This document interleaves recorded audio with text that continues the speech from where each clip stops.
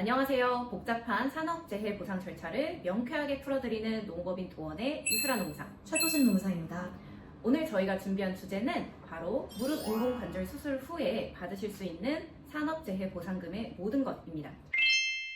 현장에서 오랫동안 고된 일을 하시다가 무릎 연골이 닳아서 인공관절 수술을 받으셨거나 앞으로 받으실 예정이신 분들이 계신다면 이 영상을 오늘 끝까지 주목해 주시면 좋을 것 같습니다. 저희가 상담을 진행하다 보면 많은 분들이 이렇게 말씀하세요. 원래 내 무릎이 약하다. 내가 나이가 들어서 이렇다. 라고 하시면서 자신의 무릎이 아프신 거를 오롯이 본인의 탓으로만 돌리시는 경우가 많이 있더라고요. 하지만 무릎이 망가진 거는 꼭 근로자 개인의 탓만은 아닐 수 있거든요. 오늘 영상에서는 퇴행성 관절염으로 인공관절 수술을 하셨을 때 산재 승인을 받는 핵심적인 요건과 실질적인 보상 규모까지 정확하게 짚어드리도록 하겠습니다.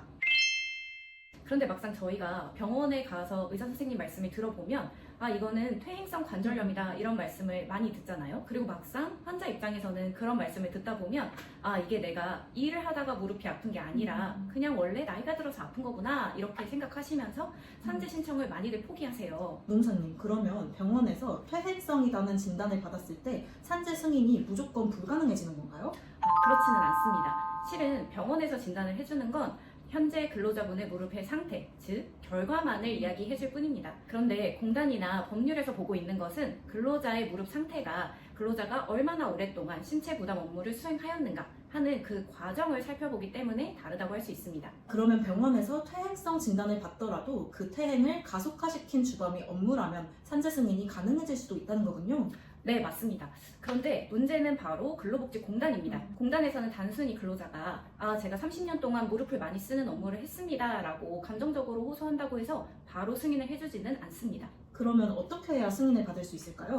근로자의 고통을, 아주 막연한 고통을 구체적인 데이터로 표현해 줘야 합니다. 예를 들어서 조리원 분이라면 하루 종일 대규모 식자재를 쪼그려 앉은 자세로 손질했다라는 것을 쪼그려 앉는 동작을 하루에 몇 회, 몇 시간 동안 했다. 이런 식으로 구체적으로 표현해 줘야 합니다. 그런데 바로 여기서 한 가지 문제점이 있는데요. 근로자분들은 생계를 위해서 하루 종일 일을 하셔야 하기 때문에 그러한 데이터를 구체적으로 뽑을 노력을 할 시간도 없습니다. 그렇기 때문에 승인율이 떨어지는 일이 종종 발생하기도 합니다. 그런 부분에 있어서는 전문가의 도움을 받는 게 확실히 도움이 되겠네요. 노무사님, 그러면 이렇게 꼼꼼하게 서류 제출을 해서 산재로 인정을 받았을 때 근로자분들께서 받을 수 있는 실질적인 보상 규모는 어느 정도 될까요? 보통 제일 많이 궁금해 하시는 부분일 것 같아요. 그러면 저희가 준비한 표를 잠깐 같이 살펴보실까요? 일당 12만 원인 근로자를 기준으로 알기 쉽게 설명해 드리겠습니다. 지금 보시는 표가 법령에서 정하고 있는 장해 등급 표입니다. 인공관절 삽입은 보통 관절을 못 쓰게 된 경우로 보아서 장애 등급이 명확하게 나오는 편입니다. 한쪽 무릎은 통상 장애 8급을 받게 되니까 장애 일시금으로만 약 5,940만 원이 산정되네요. 여기에 요양기간 동안 받지 못한 월급인 휴업급여, 그리고 수술비 전액이 추가로 지급되고요. 만약 양쪽 무릎을 다 인공관절을 넣으셨다라고 하면 통상 장애 6급이 나옵니다.